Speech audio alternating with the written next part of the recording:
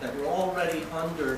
That's right, and Peter. There's nothing in there that would be any more restrictive. That's right, and maybe to make that clearer, Peter and I and DOT worked on revising the language in the draft resolution that Peter's presenting to communities that reflect the opportunity for them to get signage to direct people to businesses through the Department of Transportation's tourist-oriented destination sign program. The town of Andes is not in the Catskill Park, but we think some control absolutely is necessary, no question about it. We don't want billboards everywhere you look. But if there was a law office or a doctor's office along Route 28, because it goes right through the center of town, would those signs be allowed, or would they be not allowed on the people's property? Would somebody be allowed to put a sign up on their own property? Law office, doctor's office, whatever. It's on their own property. It's on-premise signs, not something that's governed by the Department of Transportation. It will not be. It is not now. It is not. That's right. And just to clarify, within the park, the answer would be the same. We don't, the Department's Catskill Park sign law does not regulate on-premise signage. We only regulate off-premise signage. And that's all local concern, local. Yes, on-premise signage is a local And Andes issue. would stay the same. It wouldn't be affected by the scenic byway. Whatever you have on the books now for a professional office would remain in effect without challenge. For on-premise signs. On-premise signs. Just one more. I just want to mention one more thing. There's nothing to prevent the municipality from imposing additional restrictions if they chose to do that as well. And there are some municipalities in other parts of the state and other counties where they want to have stricter control over off-premise signage, and that's assumed. Here in Shandaken, we just approved through a resolution of our town board new signs for Shandaken that we got a grant for, that are going to go starting in Mount Tremper and come up here. Will this affect our signs that we approved? What kind of signs are They're road signs. Municipal entry signs. You mean town of? Town Town of of village Shandaken of? signs. And they are brown and white? No. No, they are municipal signs saying, welcome to the town of Shandaken, welcome to the hamlet of. Okay, that may or may not get into that. I can't say until I can talk with some other people about it, but I believe that if they're multicolored, very unique signs, they're not an issue.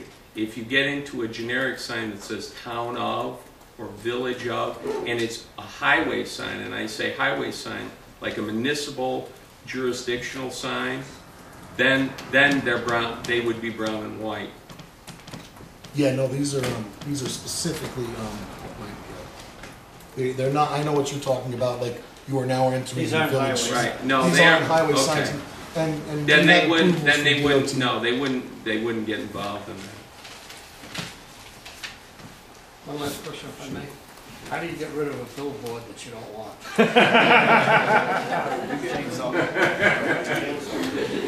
Pardon me, what was the answer? How do we get rid of the billboard, or how do you get rid of it? How do we get rid of it? Depends on where it is. And I think the best thing to do is consult your corporate counsel about how to do it. Yeah. Yep. Cut it down in the middle of the night. Not to get too technical, but we're talking about premise, off-premise, on-premise. How do you define premise? Are we talking about property tax parcel? Generally speaking, it's property tax parcel. I mean, it has to be within a reasonable distance of business activity. If you have a huge parcel of land, like you own a few hundred acres of land, and your business is at one end, and 2,000 feet down the road, you've got another sign for that business. That's not really on-premise activity. It's not strictly defined, and I have to admit they were pretty liberal about it. I had a question too. I think we got close to this. I would like to be able to write down clearly, so everyone agrees, the answer to this question that Robert asked.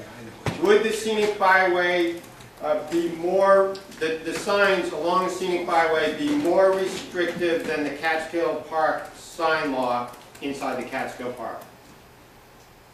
Would the rules for signage on a scenic byway be more restrictive than the existing Catskill Park sign law?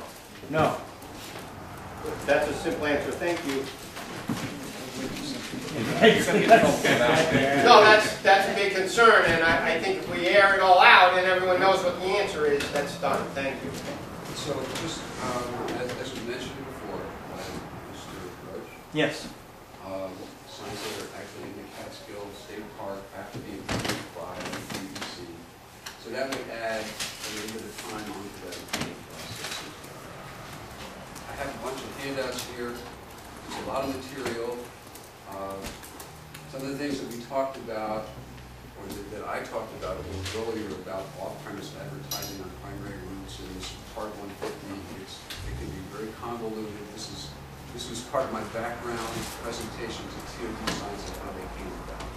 But we brought along part 150 of the New Code of Rules and Regulations, which governs outdoor advertising, outdoor off-premise advertising along primary routes.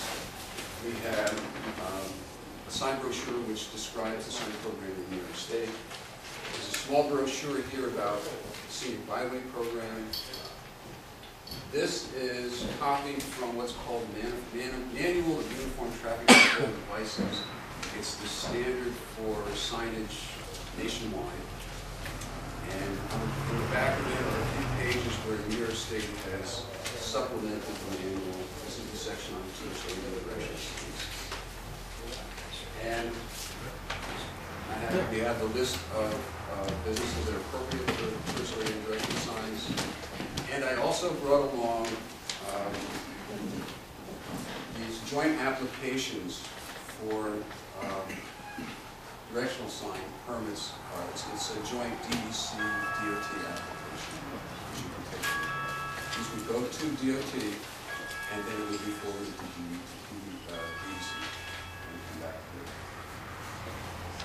I have one other question. We have this interpretive kiosk down Trevor, and we've been talking about having a sign saying Catskill Park information ahead, something like that. Or if somebody was in a remote area where people go by at 60 miles an hour and they wanted to put up a sign saying, motel ahead or something like that, that would be considered an off-premise sign, wouldn't it? Would that be banned as something like that? I mean, we're not talking about a billboard.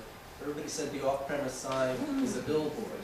But what about, something like what I would call an outrigger sign, which we need for that interpretive stuff. That falls into anything that's in the public interest, that's not advertising a specific business, falls into what the scenic byway and the TOD talk about official signs. That's what these signs are here. Those are technically official signs. Something like your example would be to a kiosk would be an official sign. It's an international symbol that indicates certain things. Like I was speaking about gas, fuel, lodging, information, tourist information, things like that. Those are universal signs. They're a DOT sign. They fall under what we're talking about, but they're much broader than the Catskill or New York State. They're a national standard. And what about for a business, if you wanted to say bakery ahead? Well, that's the code. Your sign is within the highway right of way or off the highway right of way? I'm not sure. Well, I'm not sure either. I mean, then you would need permission from a landowner, and or something like that. Then if it's a sign that you put up that says motel ahead, bakery ahead, then it becomes governed by off-premise outdoor advertising.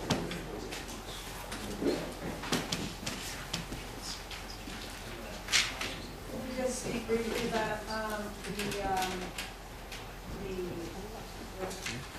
official, I think they're called official signs, directing people to historic sites, for instance, which is an attraction, but it's not a business. Diane, that's all falls under the heading of